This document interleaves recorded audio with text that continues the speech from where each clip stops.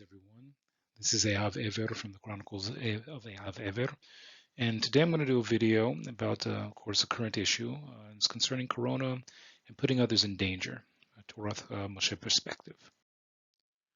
So, of course, with the situation of coronavirus that is affecting basically the whole world, especially the world that is interconnected with itself from one nation to another nation, including where I live here in Israel. And one of the things I've noticed is that in various places there are people who have kind of come out against any kind of regulations of things that are set in place supposedly to protect people. And I think one of the things that's very obvious in this discussion is if you look at the situation, the first question you have to ask yourself is, that I would ask myself is, what is exactly that Hashem has provided? What does Hashem say on the matter? We know from the Torah, we know from the Tanakh that this is not the first time that something on a very broad level has affected some groups of people throughout history. We know this is not the first time disease and death and injury and disagreement about what the resolution is has existed in societies.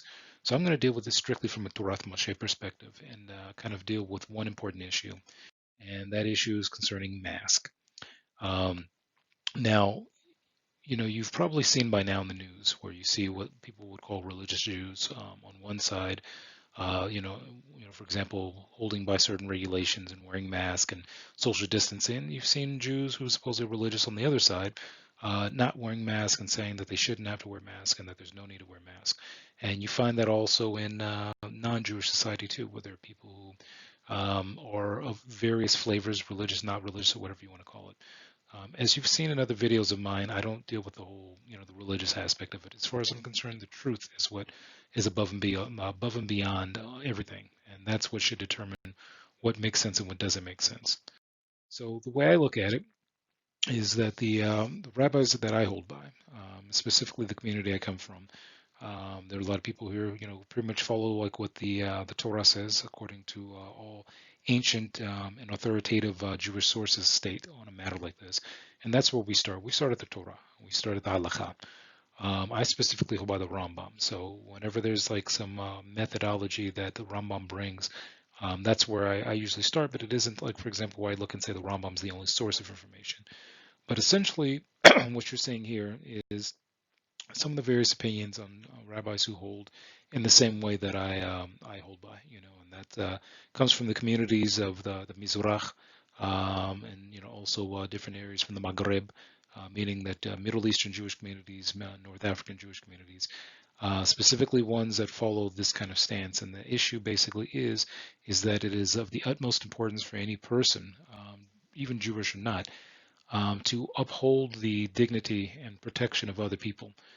Even in situations where we may say, well, I don't fully agree with this solution, I don't agree with this mindset, with something that's affecting people on this global level, it's important for people to be able to look at the Torah and say, well, okay, the Torah was given for us to elevate ourselves mentally and also intellectually.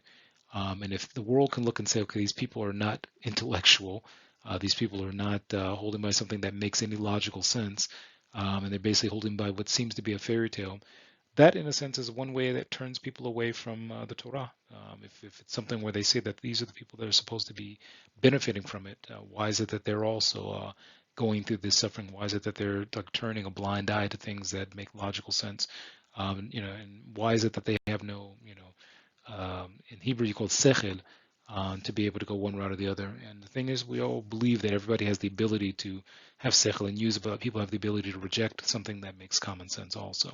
So I'm going to deal with the issue of corona, not specifically just masks, but masks are a part of it, because I think that it's a starting point, and I think that one of the things that's important about this situation of the virus, no matter what wants to believe about it, I think that it's really done a number to show where people really are. Meaning that there are some people who've come out of this situation becoming, like, if you will, heroes to a sense, helping people, saving people's lives, inspiring people. And then there's some people who've done the complete opposite of that, and have done a major thing of hurting people, of bad mouthing, and basically, saying, okay, I don't care what anybody says, it doesn't matter to me. I don't care about your life, I don't care about my life, it doesn't matter. And I'm going to deal with that from a Torah perspective. Specifically, the Rambam brings in a lot of good information of how to look at this prospectively. So the question then becomes, what does Torath Mosheh state about how to address this kind of issue? There's a virus that is affecting people. Even if it doesn't kill every single person it affects, it does have the ability to completely ruin the rest of your life in terms of your health. Even, if someone were to get this and survive it, they're often saying that there are people who, in some cases are having damage to like various parts of their bodies, and this can happen to anybody, including me. There's nothing that puts me above and beyond where something like this can affect me, my family, or anything like that, or anyone else's family. So the Torah, addresses how to handle this, and I'm going to talk about those. So one of the first things we have to look at is, like going to the question, what is Ma Torah halacha omer al zeh? What does the Torah and halacha say on this? So essentially, if we start, I'll start in Tehillim, which is like essentially Psalms, 135, or actually, sorry, 145, going from 14 to 9. So it says, Somech Adonai lechol hanofalim v'zakef lechol hakefufim. עשה משפט לעשוקים, נותן לכם לא רעבים. אדוני מתיר אסורים, אדוני פקח עיוורים, אדוני זקף כפופים. So essentially what this is saying, that Hashem supports those who need assistance, Hashem supports those who need help. Hashem gives the judgment to those who are being abused, and he gives food to those who are hungry. And that those who are in prison, Hashem will set free, and those who are blind, Hashem will basically cause them to be able to, be able to have that kind of support to be upright, for example. So one of the things that is mentioned in the Mishnah Torah, and it's a halakhic perspective that's brought down by the Rambam, and it says, this is in the middle quote here, it says, Mishnah Torah mitzvot aseh het, so it's lehadimut b'darachav hatovim v'hayeshorim, shene'amar v'halachta b'darachob. This is from Devarim, Deuteronomy 28, I'm sorry, so 28:9. And essentially what this mitzvah is that the Rambam brings down is that we as human beings have the responsibility to imitate the ways of Hashem. And he further explains exactly what this means later in the Mishnah Torah in Hilchot Deot, which is at the bottom. I'll start in the part that's not marked in yellow, but then I'll go to the part that's marked in yellow at the bottom. So it says in Perek Aleph, which is like chapter 1, starting in 11, Mitzavin ot anu lelechet b'darachim elu habenonim v'hem hadarachim hatovim v'hayesharim shene'amar v'helachta b'darachob. And again, that's quoting from Devarim that we mentioned earlier. And in the yellow it says, Kach limdu pirush mitzvah zo. Mahu nikra hanun. Af ata haya hanun. Mahu nikra rachum. Af ata haya rachum. Mahu nikra godosh. Af ata haya godosh. So essentially what it's saying is the Rambam explains that if Hashem is like stated as being, like trying to benefit humanity, if you will, we have to benefit humanity. If Hashem is, merciful, then we have to be merciful. And then if Hashem is, basically set apart, he's like kadosh, then we have to be kadosh. So essentially that's what it means to imitate the ways of Hashem. It means that, for example, what we feel that we receive from Hashem, we should also be examples of the world, to that. So if Hashem is merciful to us, we should be merciful to others. If Hashem protects us, we should protect others. And that's the basic principle, that we as human beings, we as Jews, also have to imitate the ways of Hashem, because that's a positive mitzvah. So going further, what the Rambam mentions concerning what we'll say in this situation is pikuch nefesh, for example, in Mishnah Torah Hilchot Deot, Perek Vav, which is chapter 6 of Hilchot Deot, the Mishnah Torah says, Mitzvah al kol adam lehov et kol achad ve'achad mi Yisrael v'gufo, shene'amar ve'havta l're'acho kamocho. So that essentially explains that there's a mitzvah that all of Am Yisrael, the people of Israel, have to love all the people who are part of Am Yisrael, as if they were like we were one body, as if they were our body, for example. And he brings that down from the pasuk from the Torah, where Yikra Yud Tet Yud Het, which essentially is what explains this idea of that you love your fellow man, your fellow Jew, for example, in this situation, like yourself. And in the yellow, what it says, "Lefichoch tzorich sheyesaper b'shibacho ולחוס על ממונו, כמו שהוא חס על ממון עצמו ורוצה בכבוד עצמו. And then essentially what it's saying is that the same way that person should be praising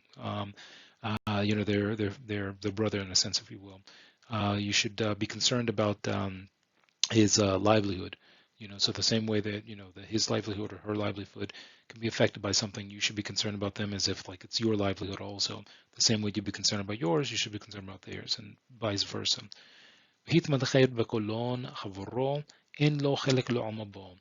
So essentially, someone who doesn't take on this perspective, for example, it's like the Rambam says they have no place in the Olam Haba. So if it's someone who says, okay, it's only about me, my concerns are my concerns. I don't care what happens to someone else. I don't need to protect other people. I don't need to be concerned. Then that's the Rambam uses some pretty strong language to those kind of people. So continuing.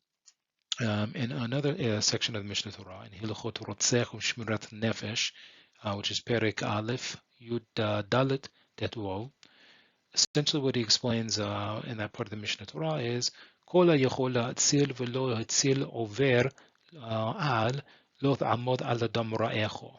And again, that's quoting from Vayikro Yud Tet Zan. So essentially what he's saying here is that someone who has the opportunity, for example, to save someone or to provide assistance to someone who's in danger, for example, and doesn't do it, they've broken basically, they've transgressed the part of the Torah where it talks about not standing on the blood of your brothers, of your fellow countrymen, if you will. That's in the green, and in the yellow below, skipping through further down, and it says, הרואה רודף אחר החברו להרגו, או אחר ערווה לבעלו, ויכול להציל ולא להציל, הרי זה ביטל מצווה זה, שהיא קצבתו את כפו, ועבר על שני לווים, אל לא תחוס עיניך. So essentially he brings on this idea again, getting into more detail, that if, for example, someone were to see someone chasing another person, to try to kill them, for example, or, if someone were to someone, let's just say, for example, a person saw a woman being chased like she was about to be abused by someone, for example, and they had the opportunity to try to save that person or to help that person and they didn't, basically it's like they're transgressing a section of the Torah that deals with the issue of not allowing people to be injured in this situation and not basically turning your eyes away from it and also not standing on the blood of your neighbors. That a person who sees this is supposed to do something and it's supposed to be moved to action the same way that we would want Hashem to move to action when we're in danger, for example. So to look at a person and say, okay, this person's in danger, even potentially is in danger, but it doesn't matter to me. My interest outweigh all their interest. Well, that's, according to what the Rambam saying, is considered to be a transgression of the Torah.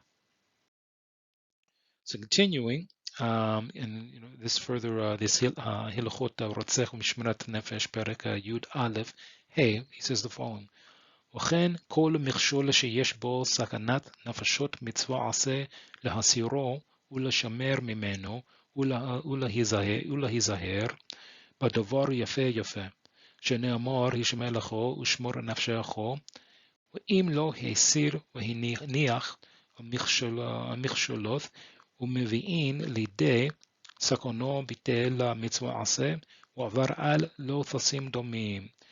So what he's saying here is that essentially that a person has to avoid things that are dangerous. A person has to be able to accept the warnings of danger. It's very important that this is something that's understood, because one of the principles that is brought down is that where it says Hishamer lecho ushmor nefshecho, and that's from Devarim, where it tells us that we have to protect ourselves. And that's one of the reasons that a person has to use situational awareness in situations to be able to know what situations place them in danger, and not to place others in danger. And then basically if a person isn't trying to avoid danger, and if a person just simply says, okay, that's dangerous, but I'm still going to go for it, it's dangerous to others, doesn't matter to me. Essentially that person is like the same thing it brings back up again. It's as if they're spilling their brother's blood, or it's as if they're themselves are injuring the person, even if they are not specifically trying to do it on purpose. by simply ignoring this principle that we are supposed to avoid things that are dangerous. And essentially, this is one of those things that can also cause someone else to essentially fall by the wayside in terms of their knowledge base, their philosophy, and also their connection to the creator of all things. If they look and see, okay, well, there's people who supposedly are supposed to be keeping the right perspectives, but they're not. These are supposed to be people who are supposed to be leading, but they're not leading. If anything, they're leading people into a very bad like mindset and behavior. So continuing in that same halacha, going back to Hilchot Rotzech V'Shmirat Nefesh Perek Yud Aleph Vav, the Rambam further continues. It says, "Harbe davorim asuru hachomim mipenei sheyesh bahem sakanot nefashot v'chol ha'over alehan v'omar hareini mesaken ba'atzmi u'ma la'acharim alai mikoch o eini makpid al koch makin oto makat mardut." So essentially, Rambam explains something very interesting here. He says that there's a lot of things that the Chachamim, the sages of Israel, basically, basically said are asur, that they said that it's forbidden to do because of the fact that it's like it brings like danger to one's self, the danger to other people. And it says chol over lehem. So anyone who transgresses this and says, okay, well, look, this danger is only to me. It's only dangerous for me. It's not, um, you don't worry about me. You worry about yourself. I can do whatever I want to do. I don't really care. It says that these people would be basically, beaten, if you will, in a sense. I mean, Markat Mardut, has a different perspective than just like beating the person, but essentially they would have to be punished. In a Torah-based nation, if someone were to say this and say that they can put other people in danger and put themselves in danger, and it doesn't really matter, that there would be, the society is not supposed to allow those kind of people to do that. And essentially, there has to be some level of mishpat or towards something like that, and that's what the Torah, dictates, that we're not allowed to put other people in danger.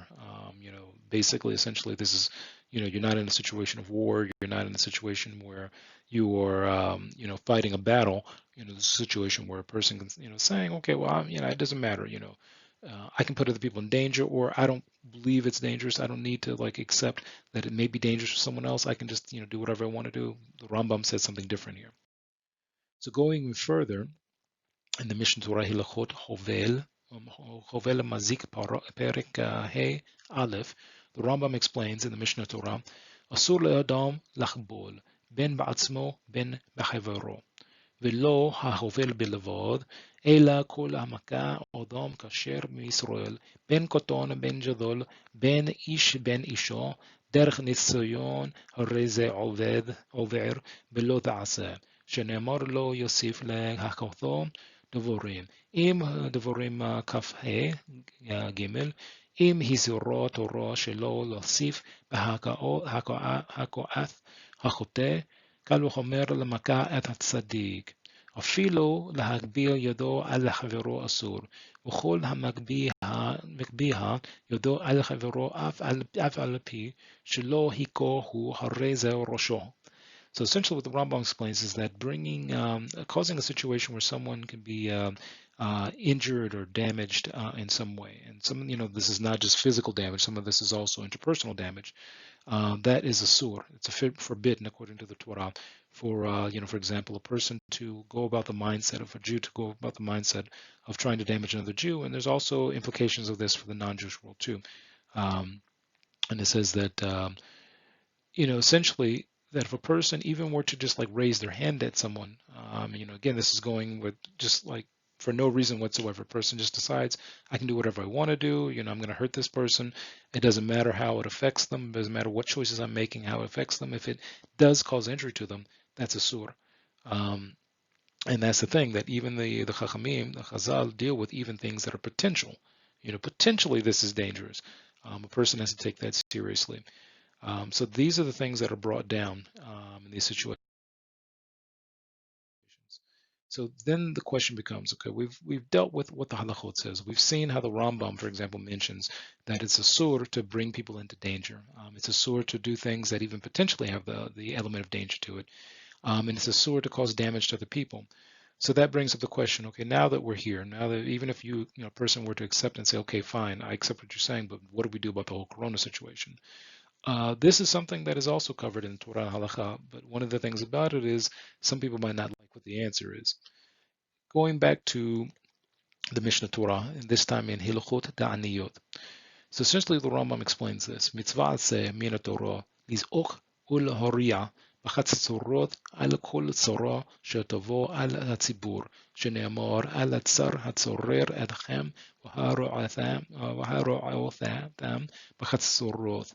כלומר, כל דבר שיצר לכם כהון הצורת ודבר וארבע וכיוצא בהם, זעקו עליהם והוריעו.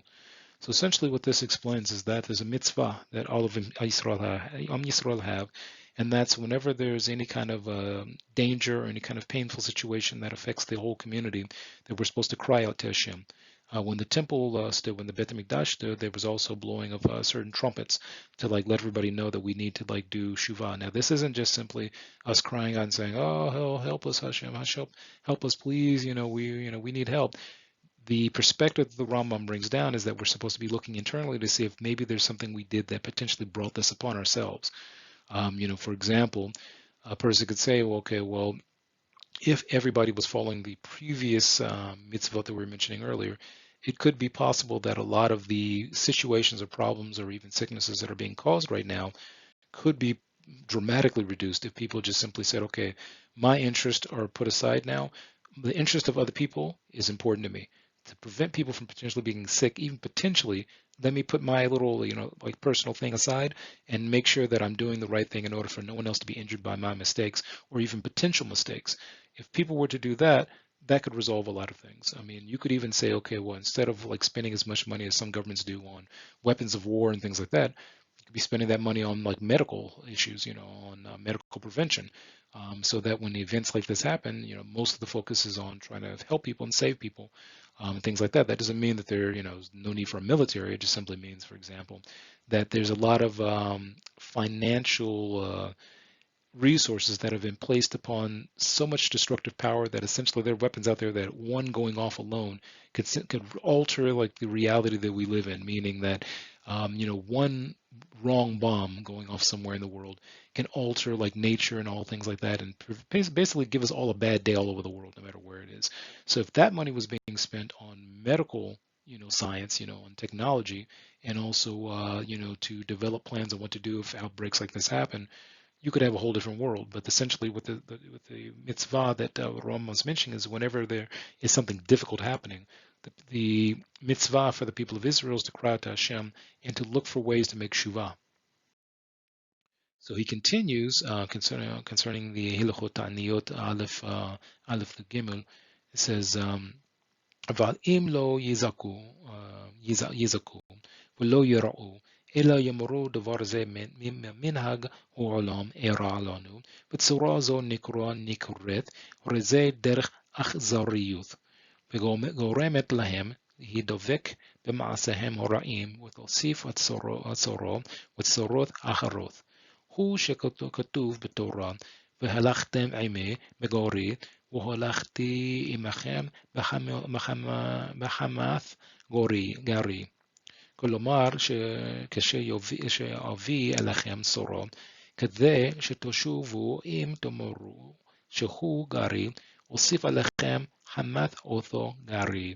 So essentially what this says is that if a person, says, okay, well, I'm not going to cry out to Hashem. I'm not going to call it to Hashem. I'm not going to look for ways to make shuvah. I'm not going to, raise the flag, if you will, that something about this doesn't make any sense, that something about this is dangerous, and that we need to look and see, okay, what are we doing not right that allowed this situation to happen or caused it, for example. People decide, okay, this is the way the world works. Okay, this was the season of Corona. This was just supposed to happen at this year, and it's just the way that nature works. There's just something natural about it. If people were to say that, it essentially the Rambam explains that that's a very dangerous perspective, because what it essentially does is it makes them think that we can just keep doing what we're doing. We're not doing anything wrong here. This is just something that naturally happens, just like the wind blows. That's just natural. Tsunami, natural. Earthquake, natural. No need to be concerned with any of this stuff, no matter how much damage it causes, no matter how much suffering and pain it is. natural. We just accept it as it is. There's nothing wrong. We're not doing anything. We don't need to change anything, change course, anything like that. The Rambam explains that that's a very dangerous attitude because it'll cause people to basically continue to do the things that they were doing, which potentially could be the source of, the cause of all of this. Um, and essentially, what it mentions that he brings down, several pasukim from the Torah, from Vayikra, Kav Vav, Kaf Zayin, to Kaf Het, and essentially where it mentions that if a person says, to Hashem, okay, look, this is just something natural, we don't need to be concerned, let's leave it as it is, then essentially it's like they're asking, we need more. This isn't enough. This whole Corona thing, that's not enough. We need something bigger than Corona. We need more cases. We need more of this. It needs not only affect his family, it needs to affect my family too. If people were to take this perspective, this is what essentially is some of the results of a cause from it. And he further goes on and explains the following. כשם הציבור מתענים על צורתו, כך היחיד מתענה על צורתו.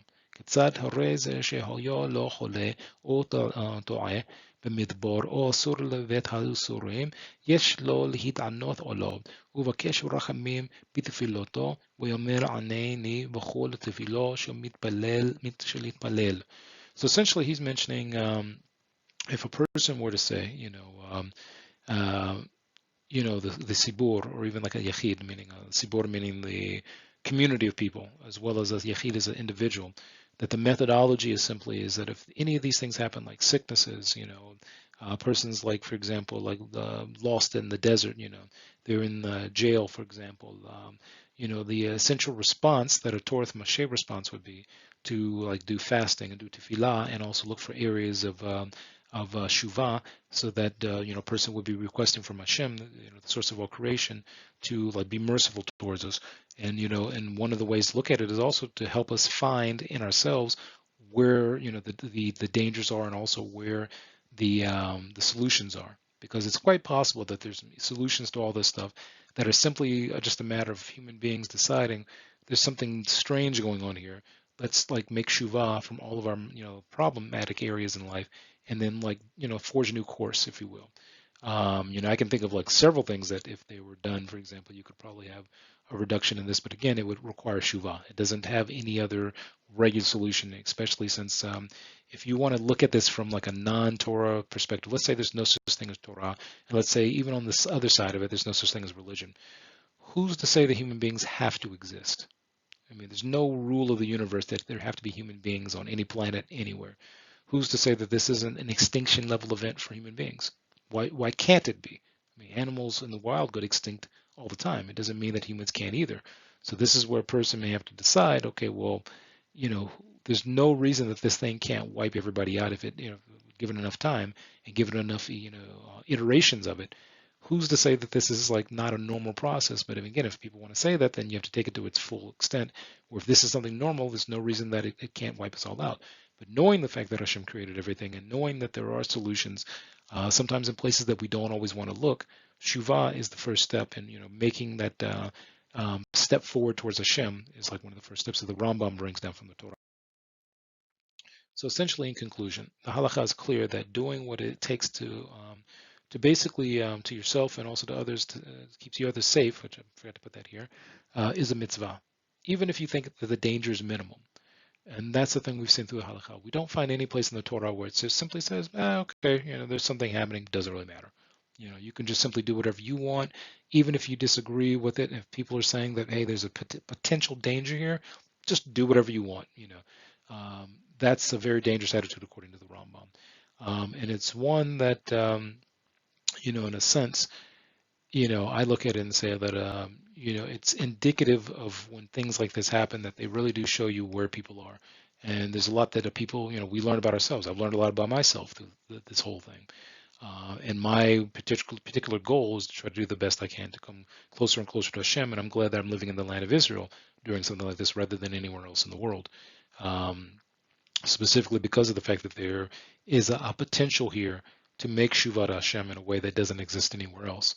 And that's something that I see as very important in going forward. But anybody in the world can make Shuvah But again, that takes a certain dedication. It takes a certain internal looking, and it also sometimes may take like moving away from others who are completely against the idea of Shuvah and completely against these ideas that have been brought down by the Torah. So essentially, my perspective is that even if I were to say that this is all shtuyot, meaning that this is all just nonsense and it's overblown, I don't care what anyone says.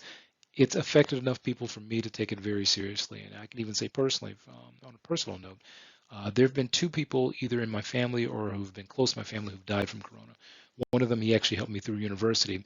And another one was a family member who was from my father's side of the family. So that for me is enough to make me say, I'm going to like stick by anything that makes sense in terms of protecting the lives of other people, which also is like the idea of protecting, myself. And in some cases, that may mean I back away from certain people who have like certain perspectives that don't match up with Torah and Halakha. And in areas of listening to people who have presented things that make logical sense, given the logic that Hashem has provided me to be able to have unto this point. So that's my video for today, and I hope that I've said something that maybe affects someone in some way to where you don't have to take my word for it. Research it in terms of what the Torah and Halakha says. And be very wary of people sometimes who won't bring you sources like this. I mean, I've in the last year or so been trying to provide more sources for things that I say more than just saying things, and showing you where they are so that you can look them up for yourselves. And even if you don't understand the Hebrew, you can easily look it up for yourself. So that's very important. So this is Ehav Ever from the Chronicles of Ehav Ever, signing off, and take care.